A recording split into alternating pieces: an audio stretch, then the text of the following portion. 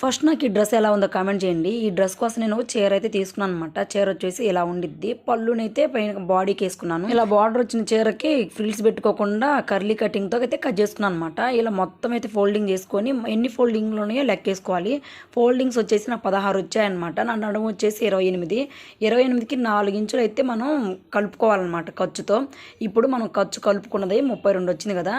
32కి మన ఫోల్డింగ్లు ఎన్ని వస్తే అన్ని డివైడ్ బై వేసుకోవాలి. 32 డివైడ్ బై 16 వేస్తే 2 వస్తుంది కదా. 2 అసలు అనమాట. దానికి ఖర్చులతో సహా కలుపుకొని ఇక్కడ సెంటర్ గీసాను కదా, అక్కడి నుంచి అటు ఇటు సమానంగా అయితే పెట్టుకోవాలి.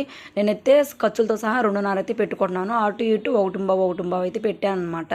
తర్వాత నడుం దగ్గర నుంచి ఎంత క్రాస్ వస్తే అంత క్రాస్గా గీసుకొని కట్ చేసుకోవాలి. ఇలా నేను వీడియోలో చూపించిన విధంగా. ఫుల్ వీడియో ఆల్రెడీ ఛానల్లో పెట్టానండి. లింకు ఈ వీడియో కింద ఇస్తాను, చూడండి. ఎవరికైనా ఇంట్రెస్ట్ ఉంటే చాలా ఈజీగా కొత్తగా నేర్చుకునే వాళ్ళు కూడా కుట్టుకునే విధంగా అయితే చూపించాను. మొత్తం కట్ చేశాక ఇలా అయితే వస్తాయి అనమాట కర్లీలు. వాటిని ఒకదాని మీద ఒకటి పెట్టి స్టిచ్ చేసుకోవాలి, ఇలా నేను వీడియోలో చూపించిన విధంగా. తర్వాత ఫైనల్ లుక్ అయితే చూపిస్తాను, చూసేయండి. చాలా అంటే చాలా బాగుండిద్ది అబ్బా. లావుగున్న వాళ్ళు ఫ్రిల్స్ పెట్టుకోకుండా ఇలా స్టిచ్ చేసుకోవచ్చు అనమాట. నడుం దగ్గర ఎత్తుగా లేకుండా నీట్గా ఉండిద్ది. ఒక్కసారి ఇలా ట్రై చేయండి. ఈ పండక్కని స్టిచ్ చేసుకున్నాను అనమాట. మొత్తం రెడీ అయినాక చున్నీ వేసుకుంటే డ్రెస్ అయితే ఇలా ఉందబ్బా. పిన్నీస్ పెట్టుకోకుండా తిరిగేసరికి చున్నీ జారిపోయేసరికి నవ్వుతున్నాను. అంటే ఎదురుగా మత్త వాళ్ళు ఉండి నవ్విచ్చారనమాట. చున్నీని నీట్ గా పిన్నీస్ తో పెట్టుకొని బెల్ట్ పెట్టుకుంటే సూపర్ అంటే సూపర్ ఉండిద్ది. ఒక్కసారి ఇలా ట్రై చేయండి. వీడియో నచ్చితే మాత్రం లైక్ చేయండి. మన ఛానల్ అయితే సబ్స్క్రైబ్ చేసుకోండి ఫ్రెండ్స్. బాయ్.